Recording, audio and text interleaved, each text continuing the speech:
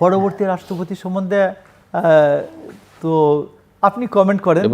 না, উনি তো ওনার কাছে যাচ্ছি। আমি আপনাকে বলি যে রাষ্ট্রপতি তো বেসিক্যালি আমাদের পার্লামেন্টারি ফর্ম অফ গভর্নমেন্টে বেসিক্যালি সংসদ নেতাই তো সব কিছু। সংসদ নেতার ইচ্ছা অনুযায়ী একজন রাষ্ট্রপতি হবেন এবং সংসদ এটা যথারীতি অনুমোদন করে দিবেন। বিএনপির যেহেতু 2/3 মেজরিটি আছে, অনুমান করা যায় অনেক নাম বাজারে আছে, অনুমান করা যায় কিছু, বা অনুমান করা যায় আপনি বলতে পারেন। আমি আপনাকে বলি, আমার কাছে আজকেও খুব মনে হচ্ছে যে অনেকে যারা আলোচনা করেছেন একজন ইন্টারন্যাশনালি খুব রিনাউন্ড লেডি রাষ্ট্রপতি হয়ে যেতে পারেন। ইন্টারন্যাশনালি রিনাউন্ড লেডি, ওকে, এইরকম একজন আলোচনায় আছেন এবং আমার কাছে মনে ওটা হলে খারাপ হবে না। আর বাংলাদেশে যে 3-4 আলোচনায় আছেন, 3জন আলোচনায় আছেন, তো 3জনের মধ্যে কোনো পলিটিশিয়ান না, 3জন পলিটিশিয়ান না, আপনি আমি যার কথা বলছি তিনি কোনো পলিটিক্সের সাথে নাই, বাংলাদেশের সাথে পাচ্ছে নাই, বাট বাংলাদেশের মানুষ জন্ম বাংলাদেশে, ইন্টারন্যাশনালি খুব রিনাউন্ড লেডি। ওকে, মানে সাম্প্রতিক প্রাপ্তদের আমার কাছে তো মনে হচ্ছে এইরকমই আলোচনায় খুব আসছে।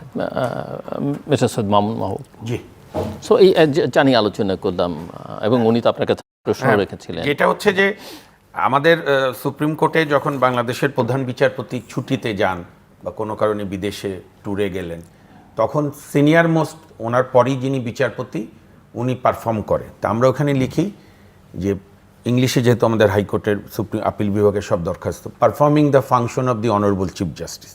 কিন্তু এইটার একটা ব্যত্যয় ঘটল 2017-তে যখন তদানীন্তন সরকার সিনহাবাবুকে জোর করে পদত্যাগ করালো, এসকে সিনহাকে, তখন ওয়াহাব সাহেবকে দায়িত্ব দিল chief justice in-charge, acting chief justice, ভারপ্রাপ্ত চিফ জাস্টিস। এখন এইখানে ধরেন আমাদের যে সংবিধানের যে এক্স্যাক্ট ল্যাঙ্গুয়েজ, সেটাই কিন্তু দুইটাকেই কাভার করছে। বলছে যে স্পিকার দায়িত্ব পালন করবে যতদিন রাষ্ট্রপতি নির্বাচিত না হয় অথবা রাষ্ট্রপতি আবার অফিসের দায়িত্ব না নেয়। যেটা আপনি জমিরুদ্দিন সাহেব, সদ্য প্রয়াত আমার সিনিয়র আইনজীবী, রাজনৈতিক ব্যক্তিত্ব, ওনার ওই সময় হয়েছিল, ইয়াজউদ্দিন সাহেব অসুস্থতার জন্য গেল। তো এইখানে আমার মনে হয় শব্দ বিতর্ক না গিয়ে এটা বলাই শ্রেয় যে রাষ্ট্রপতির দায়িত্ব পালন করছেন বর্তমান স্পিকার। এখন ল্যাঙ্গুয়েজে আপনি ভারপ্রাপ্ত বলতে পারেন, অস্থায়ী, আমার কাছে আমার বিবেচনায় ভারপ্রাপ্ত বলাটাই শোভন, কারণ নাইদার হি ইজ ইলেক্টেড, ওর তো পরের কথা। আর এই রাষ্ট্রপতি, সদ্য বিদায়ী রাষ্ট্রপতি শাহাবুদ্দিন চুপ্পু সাহেব সম্পর্কে প্রথম হচ্ছে উনি একজন বীর মুক্তিযোদ্ধা, এই ব্যাপারে কারো কোনো দ্বিধা রাখার সুযোগ নেই। এবং আমাদের বর্তমান সংসদীয় বিরোধী দল বা তরুণদের দলগুলোর যে অন্যরা হয়তো অন্য কারণে অপোজ করে, আমার দৃষ্টিতে শাহাবুদ্দিন চুপ্পু সাহেবের অনেক এও থাকতে পারে আগেকার আমলের নিয়োগ প্রেক্ষিত, কিন্তু এদের একটা মানসিক যন্ত্রণা ছিল যে এখনও এত কিছুর পরও একজন মহান মুক্তিযোদ্ধা, বড় মুক্তিযোদ্ধা রাষ্ট্রপতির দায়িত্বে, কিন্তু তাদের লাভ হয়নি, কারণ আপাতত যিনি দায়িত্বে আছে তিনিও আরও খেতাবপ্রাপ্ত মুক্তিযোদ্ধা।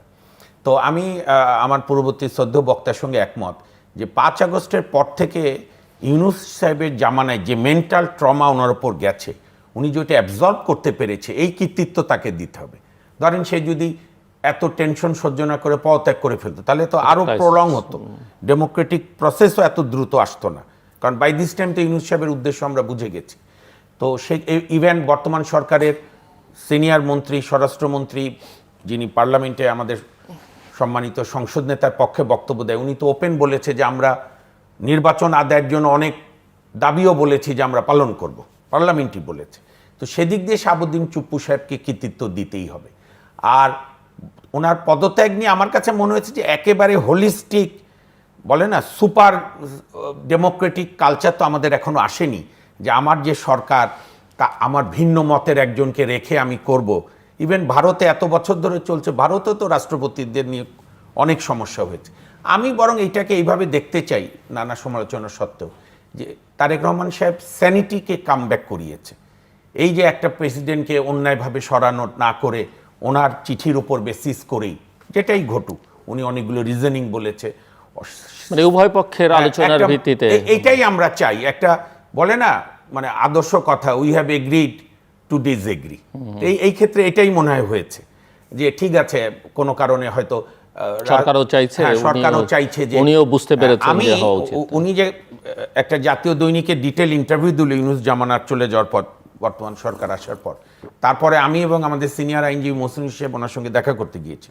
কারণ আমার ওনার সঙ্গে একটা পরিচয় ছিল, উনি যখন দুদকে ছিল আমি দুদকের লয়ার ছিলাম। আবার আমার বাবার সঙ্গে একসঙ্গে পাবনা অঞ্চলে মুক্তিযুদ্ধ করেছেন উনি, আমার বাবা তখন সরকারি কর্মকর্তা ওখানকার, তো সেই কারণে উনি স্নেহ করেন।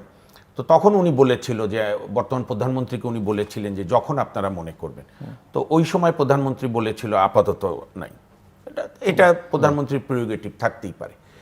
তো সেদিক দিয়ে আমি মনে করি যে শাহাবুদ্দিন সাহেবের এই 5 আগস্ট থেকে 12 ফেব্রুয়ারি পর্যন্ত ওনার অবদান, ওনার কৃতিত্ব, ওনার সাহসকে জাতি শ্রদ্ধা জানাবে অবশ্যই। নানা দ্বিমত সত্ত্বেও। আর দোষগুণ তো থাকেই, কিন্তু উনি যে সাহস দেখিয়েছেন এবং দৃঢ়তা দেখিয়েছেন, এবং ডক্টর মোহাম্মদ ইউনূস সাহেব তো ওই যে ইংলিশের কথা আছে না, don't hit below the belt, উনি তো বিলো দ্য বেল্টে চলে গিয়েছে। আপনি তো বলছেন উইং, প্রেস উইং নিয়ে গেছে, ট্রিটমেন্ট দিতে দেয়নি, ঈদের নামাজ পড়তে অ্যালাউ করেনি।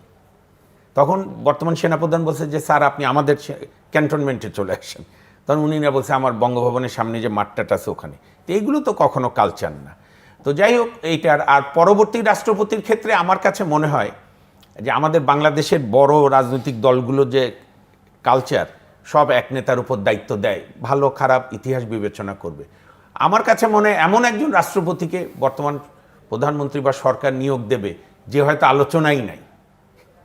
এবং ইয়াজউদ্দিন সাহেবের ব্যাপারে আল্লাহ তাকে ভালো জায়গায় রাখুক, একটা প্রবাদ ও গল্প আছে, সত্য মিথ্যা জানি না, যে ওনাকে যখন তদানীন্তন মাননীয় প্রধানমন্ত্রীর দেশনেত্রী বেগম খালেদা জিয়া রাজনৈতিক সচিব ছিলেন, ফালু সাহেব নিয়ে যাচ্ছিল, তখন উনি বারবার বলছে যে ওই টেলিটকের ফোন নাম্বার দরকার, টেলিটকের লাইন দরকার, এটা আমরাও চাইতাম, খুব জনপ্রিয়, কথার কথা ধরে, তো কেউ জানতেও না। তো এরকমও হতে পারে। তবে আপনি যদি আমাকে জিজ্ঞেস করেন, আপনার মতো একজন বিদগ্ধ সিনিয়র সাংবাদিক, যে আপনার প্রত্যাশা কি, আমার মতে যেহেতু এখন মুক্তিযুদ্ধকে একটা বিতর্কিত করার চেষ্টা হচ্ছে, স্বাধীনতা বিরোধীদের উত্থানের পটভূমি ইউনূস সাহেব করে দিয়ে গেছে, বিএনপির বর্তমান সরকারের উচিত হবে, মানে প্রত্যাশা আমার, তো ওনাদের ব্যাপার, একজন মুক্তিযোদ্ধা, তো বিএনপির মধ্যেও বহু মুক্তিযোদ্ধা আছে, এমপি আছে, বাইরে আছে, বুদ্ধিজীবী আছে, এবং একজন সিনিয়র যতটা প্রশ্নহীন ব্যক্তিকে নিয়োগ দেওয়া যায়, কারণ এটা তো অলংকারিক পোস্ট, পার্লামেন্টের জি স্কিম না, অলংকারিক পোস্ট, বাট ক্রাইসিস মোমেন্টে খুবই গুরুত্বপূর্ণ। আমাদের তত্ত্বাবধায়ক সরকারের সময় রাষ্ট্রপতি আপনার গুরুত্বপূর্ণ পদ, বা জাতির যে কোনো সংকটে অত্যন্ত গুরুত্বপূর্ণ। কিন্তু আবার এটাও ফ্যাক্ট ভাই, ইতিহাস বলে কোন রাষ্ট্রপতি যে সরকার নিয়োগ দেয় সেই সরকার বাঁচানোর কোনো চেষ্টা কেউই ছিল না। আপনি সেই বিচারপতি আব্দুল সাত্তারের আমলে আসেন, তারপরে ইয়াজউদ্দিন সাহেব বা আওয়ামী লীগের দিক থেকে চিন্তা করলে বিদায়ী রাষ্ট্রপতি। তবে আমার কাছে মনে হচ্ছে এখন পর্যন্ত তারেক রহমান সাহেবের যা দেখছি আমি, যে অনেকটা খুবই চিন্তা ভাবনা করে অনেক বিষয় দিচ্ছেন, বা চলাফেরা এত সিম্পলিসিটি, আমার মনে হয় একজন বিতর্কহীন ব্যক্তিকেই উনি নিয়োগ মানে রাষ্ট্রপতি পদে ভাববেন বলে আমার মনে করি। তবে আমি একজন নাগরিক হিসেবে প্রত্যাশা যে একজন মুক্তিযোদ্ধাকেই ওনার বেছে নেওয়াটা ভালো হবে। কাকে বেছে নেওয়া হবে, কাকে বেছে নেওয়া হবে না, এখানে ঘুরে ফিরে ওই দলীয় করণের প্রশ্নটা আসে। যদিও অনেকেই মনে করেন রাষ্ট্রপতি দল থেকেই হবে, দলের কোনো গ্রহণযোগ্য নেতাও হতে পারে, সবার কাছে গ্রহণযোগ্য যদি এরকম হয়।